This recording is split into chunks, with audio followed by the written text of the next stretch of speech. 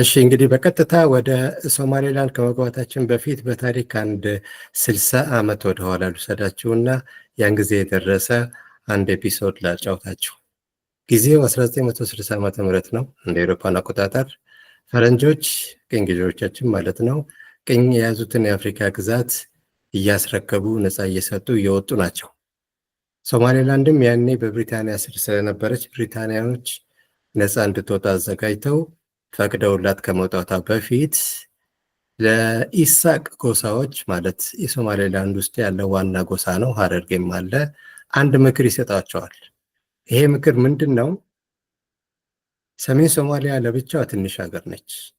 ወንድሞቻችሁ ልክ እንደናንተ ነገ ነፃ ይወጣሉ፣ ሞቃዲሾ ያሉት። ከነሱ ጋር ተባብራችሁ ተለቅ ያለች ሶማሌ ብትፈጥሩ ነው የሚሻለው። እንዳውም እየዋለ እያደራችሁ በዙሪያ ያሉትን የሶማሌ ህዝቦች ሁሉ በተለይም ኬንያ፣ ኢትዮጵያ፣ ጅቡቲ ያሉትን በሙሉ አንድ ላይ አድርጋችሁ ታላቋን ሶማሊያ ብትመሰርቱ ነው የሚሻለው የሚል ምክር ሰጧቸው። በመሰረቱ ይሄን ምክር የደቡብ ሶማሌዊ ተቀብለው ያው ከኢትዮጵያ ጋር ጥንትም አሁንም ግጭት ውስጥ የገቡት በዚህ ምክር ተመርተው ነው። ሶማሌላንዶች ግን ምክሩን ከተቀበሉ በኋላ በትህትና እንግሊዞችን ሸኝተው ላንድ ሮቨራቸውን ቀስቅሰው ሀረር ገቡ።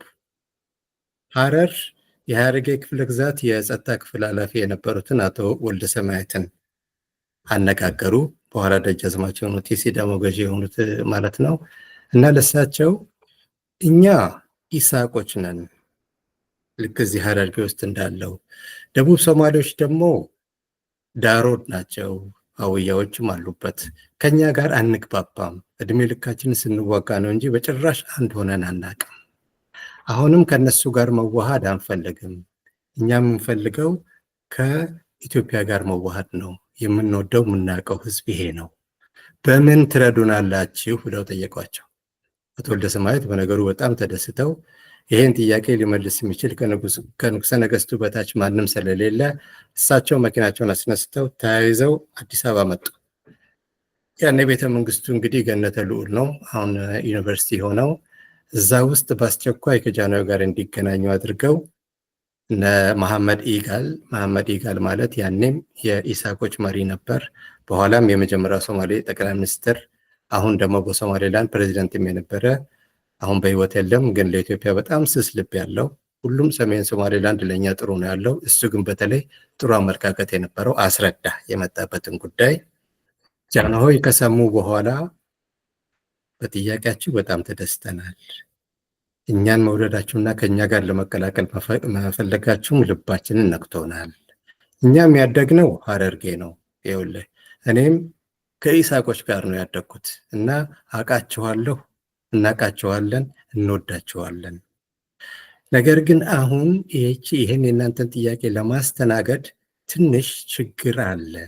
ይሄ ችግር ምንድን ነው? እኛ መላውን የአፍሪካ ሀገሮች በአንድ ለማስተባበር ላይታች እያልን ነው። በጣም በዛ ላይ ተወጥረናል። መቀመጫውንም የማህበሩን መቀመጫ አዲስ አበባ ለማድረግ እያሰብን ነው። ይህንን በአንድ ወገን የሰራን፣ በሌላ በኩል ደግሞ ትላንት ነፃ የወጣች ሀገር ወደ ሀገራችን ስንቀላቀል ተቃውሞ መነሳቱ አይቀርም። በተለይ ሞቃዲሾዎች ትልቅ አቧራ ማንሳታቸው አይቀርም።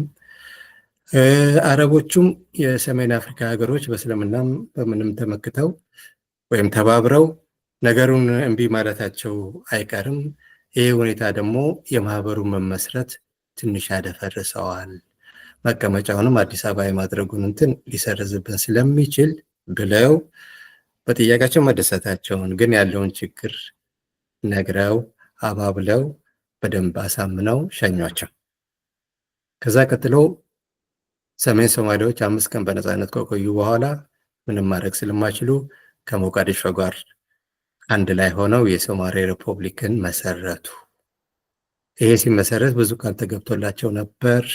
በእኩልነት በወንድማማችነት በሶማሌ ህዝብነትና በእስላምነትም አንድ ስለሆነን በደንብ እንይዛቸዋለን። ፕሬዚደንቱ ከደቡብ ሶማሊያ ቢሆንም ጠቅላይ ሚኒስትሩ ከእናንተ ነው የሚሆነው እና በማንኛውም ረገድ አታስቡ ተብለው እንደተባለው መሐመድ ኢጋል ጠቅላይ ሚኒስትር ሆነ።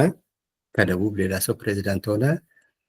እየዋለ ሲያድር ግን ብዙም ሳይቆዩ የፈሩት ነገር ደረሰ። በፊትም ፈርተው ነበር። በሁሉም ረገድ ሰሜን ሶማሌዎችን ሁለተኛ ዜጋ፣ የእንጀራ ልጅ አደረጓቸው። በስራም፣ በግብርናም፣ በፖለቲካም፣ በአስተዳደርም ተገለሉ። ይህን ሁኔታ መጀመሪያ በሰላም ሊፈቱት ሞከሩ። በውይይት ጥያቄ በማቅረብ ህግ በመጥቀስ አልሆነም። እንደውም ይህንን የሚያሱ ሰዎችን ወደ ማሰሩ፣ ወደ ማጋዙ፣ ወደ መግደሉ ሄደ መንግስት እና በብዙ ግፍ ጥቂት ጊዜ ከቆዩ በኋላ ጽዋው ሞላ። የገፉ አልቻሉም። እምቢ ብለው ወደ ጫካ ገቡ። ወደ ጫካ ሳይሆን ወደ በረሃ ገቡ። እዛ ጫካ የለም። ያን ጊዜ እንግዲህ ያቺ የምትወዳቸው ኢትዮጵያ ደረሰችላቸው። ትሬኒንግ ቦታ ተሰጣቸው፣ አሰልጣኝ ተሰጣቸው። ገንዘቡ እንኳን ከጋዳፊ ነበር ይመጣል የተባለው። መሳሪያም በደንብ ታጥቀው ትግላቸውን እንትን አሉ። የጎደላቸው ነገር ሁሉ በሕክምናም በስንቅም በትጥቅም እየተረዱ ሰሜን ሶማሌዎች ደቡቦችን ከሀገራቸው አባረው የሲያድ ባሬን አገዛዝ ሶማሌላንድን በ1991 መሰረቱ። ይቺ ነች እንግዲህ ሶማሌላንድ የተመሰረተችው በዚህ አይነት ነው። ሶማሌላንድ የምትገኘው ያው በሆርን ኦፍ አፍሪካ ሆኖ በአፍሪካ ቀንድ ሆኖ በሰሜን ምስራቅ ጅቡቲ፣ በደቡብ ምስራቅ ኢትዮጵያ፣ በምስራቅ ሶማሌ ደቡብ ሶማሊያ ማለት ነው። በሰሜን ደግሞ ገልፍ ኤደንና ኢንዲያን ኦሽን ያዋስኗታል። በጣም ወሳኝ የሆነ ነቁጥ ቦታ ላይ ያላች ሀገር ነች። በስፋት ከሄድን በጣም ትልቅ የምትባል ሀገር አይደለችም። 177,000 ኪሎ ሜትር ስኩዌር ነች። ህዝቡ ከአራት ዓመት በፊት 5.7 ሚሊዮን ነበር። ከዛ በኋላ አልተቆጠርም። እንዳው 6 ሚሊዮን ብንለው ይሆናል። እና ዋና ከተማቸው ሀርጌሳ ነው። የህዝቡ ዋና መነጋገሪያ ቋንቋ ሶማሊኛ ነው። ያው ሶማሌዎች ናቸው፣ ግን አረብኛም እንግሊዝኛም በሰፊው ይነገራል። በሃይማኖት ረገድ 90-95% ለማለት ይቻላል ሙስሊሞች ናቸው። የሚተዳደሩት በግብርና ነው፣ በከብት እርባታ ነው። ከብቶቻቸውን ያረባሉ። ለኢትዮጵያም ለገልፍ ሀገራትም ይሸጣሉ። ግን ትልቁ ገቢያቸው ከረሚታንስ ነው የሚመጣው፣ ውጭ ያሉ የሶማሌላንድ ዜጎች በሚልኩት ማለት ነው። እና በደህና ሁኔታ ነበር ስራቸውን የጀመሩት። እንደጀመሩ እንደነገርኳቸው ከኢትዮጵያ ጋር በጣም ለመወዳጀት ሞከሩ። ያለው መንግስት ብዙም እንትን አቅርቧቸዋል። ትሬኒንግ የሚሰጣቸው ነበር፣ ብዙ ነገር የሚያደርግላቸው ነበር። በተለይ ከ2007 በኋላ እኔ ድሬዳዋ ስለነበርኩ ጅጅጋና ድሬዳዋ በቃ ቤታቸው ነበር። የእኛም ሰዎች እዛ ሄደው በደንብ ተስተናግደው በጥሩ ሁኔታ ይመለሱ ነበር። እንዳው እውነት ለመናገር ካሉን ጎረቤቶች ሁሉ ለእኛ እውነተኛ ልባዊ የሆነ ስስ ልብ ያላቸው ሶማሌላንዶች ናቸው። በታሪክ ከሄድን እንግዲህ ሶማሌላንድ ታሪክን የሚያውቃት ከ7ኛ ክፍለ ዘመን ጀምሮ ነው። በ7ኛው ክፍለ ዘመን እንግዲህ አረቦች በእስልምና ማለት ነው፣ እስላሞች በአፍሪካ ቀንድ ዘልቀው የገቡበት ጊዜ ነበር እና እዛም ሶማሌላንድ ገብተው በበርበራ በኩል ኢሳቆችን ወደ እስልምና ቀየሯቸው። ከዛ ቀጥሎ እንደው የእስላም ካሊፌት አይነት ነገር የጎሳ አለቃ ነው ግን የሚመራቸው፣ ብቻ በዛ መሰረት መመራት ጀመሩ። ታሪክ እንግዲህ ሀ ብሎ የጠቀሳቸው በዚህ በ7ኛው ክፍለ ዘመን ነው። በ14ኛው ክፍለ ዘመን የኢትዮጵያ ንጉሠ ነገሥት ግዛት ጠቀለላቸው። እንግዲህ ከኢትዮጵያ ጋር ተዋህደው ነበር እነዚህ ሰዎች ሰሜን ሶማሌዎች። ኢሳቆች እዛም አሉ፣ ሀረርጌም አሉ ብያቸዋለሁ። እና 100 ዓመት በኢትዮጵያ ኢምፓየር ስር ነበሩ። ከ14ኛው ክፍለ ዘመን እስከ 15ኛው ክፍለ ዘመን የመጀመሪያና ሁለተኛ አስርት ላይ። በ15ኛው ክፍለ ዘመን መግቢያ የመጀመሪያው ሁለት አስርቶች ላይ ግራኝ አህመድ ተነሳ። ግራኝ አህመድ ከዛ አካባቢ ነው። እሱም እንግዲህ የማዕከላዊ መንግስት ክርስቲያን በመሆኑ እንዲሁም በአገዛዙም አልተስማማም ነበር እና ኢሳቆችን አፋሮችን አስተባብሮ ያው በኢትዮጵያ ላይ የደረሰውን ታውቁታላችሁ። በዛን ጊዜ ከኛ ጋር የነበረችው ሶማሌላንድ ተገነጠለች፣ ወጣች ማለት ነው ከኛ። እሱም ከተሸነፈ በኋላ አልተመለሰችም። ከግራኝ አህመድ መውደቅ በኋላ የማዕከላዊ መንግስት ትንሽ እኛ ተዳክሞ ስለነበረ ለብቻው ሆነች። በዛ አይነት ቆይታ በ1888 ብሪታንያ ጠቀለለቻት። በፕሮቴክት ቅኝ ግዛት ሆኗ እስከ 1960 ቆየች። ከ1960 በኋላ ቅድም በነገርኳችሁ መሰረት ከሶማሌ ጋር ኖሯ በ91 የራሷን መንግስት መሰረተች።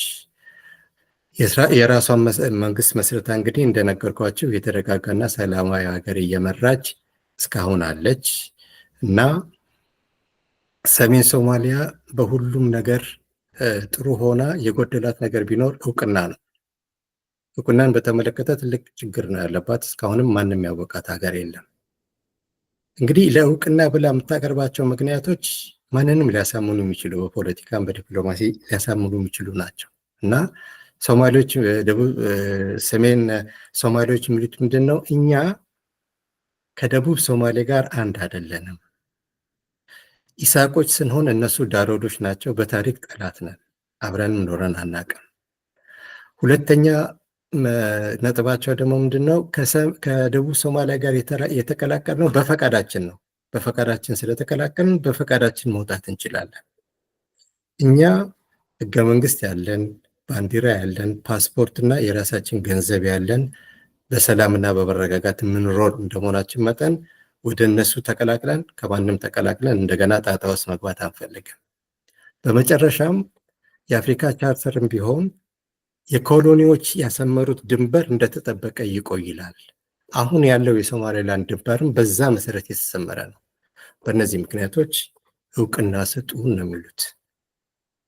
ብዙ ሀገሮች ግን ይሄን ነገር አለመቀበል ሳይሆን ፈሩት።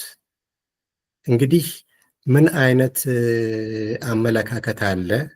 አዲስ ሀገር በሚመሰረትበት ጊዜ ማለት አንድ ህዝብ ካለበት ሀገር ተገንጥሎ ሲወጣ ሌላው ሀገር እውቅና እንዲሰጠው ተባበሩት መንግስታትም አፍሪካነትም እውቅና የሚሰጠው ያ የተገነጠለለት ሀገር ይሁንታ ሲሰጠው ነው።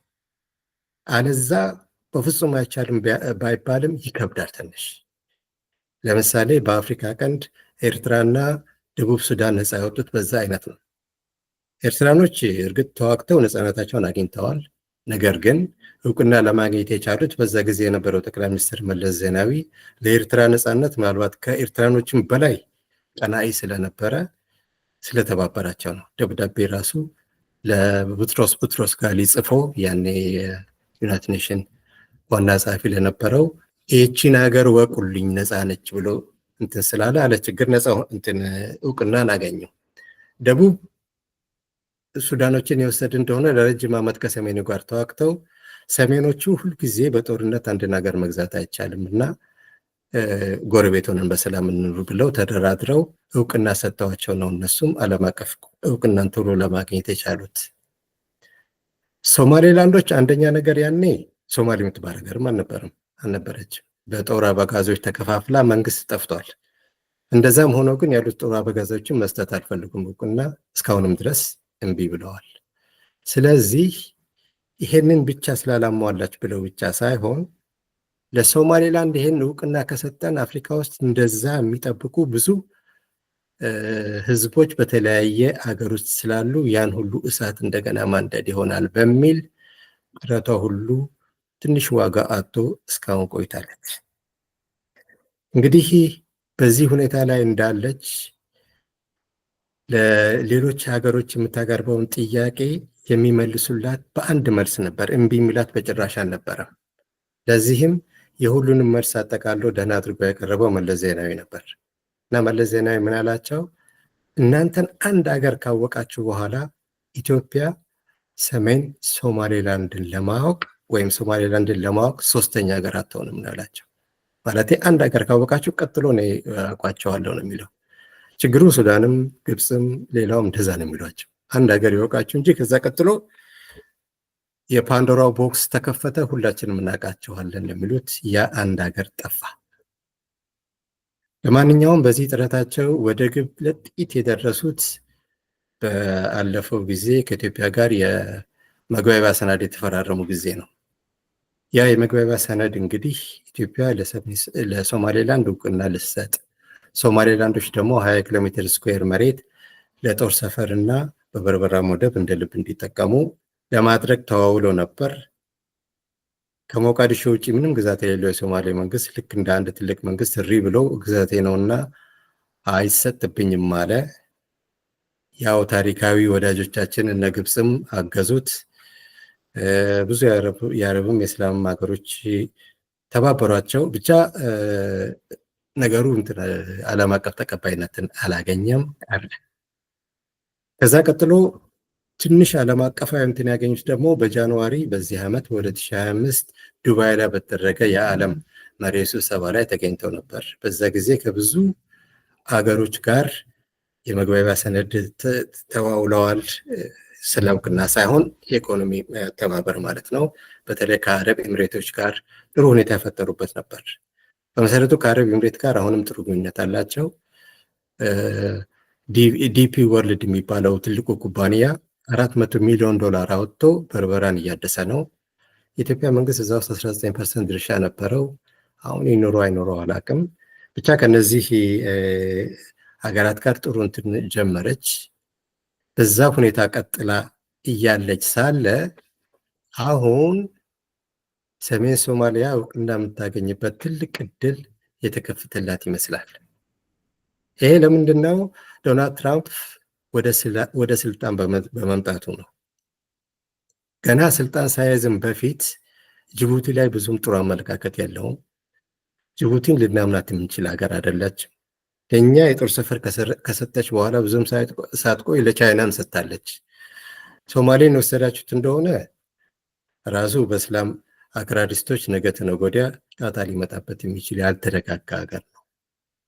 ሶማሌላንድ ግን በሁሉም ረገድ የምትስማማ ስለሆነች ለእሷ እውቅና ሰጥተን በርበራ ላይ ትልቁን የጦር ካምፓችንን መስረተን አካባቢውን በዛ መሰረት እንቆጣጠራለን እና ይሄን ነው ያራመደ የነበረው ሀሳብ። ይሄ ሀሳብ ደግሞ የሱ ብቻ ሳይሆን የሪፐብሊካን ፓርቲ የአይዲዮሎጂ እንትኑ የሄሪቴጅ ፋውንዴሽን የሚባለው ነው።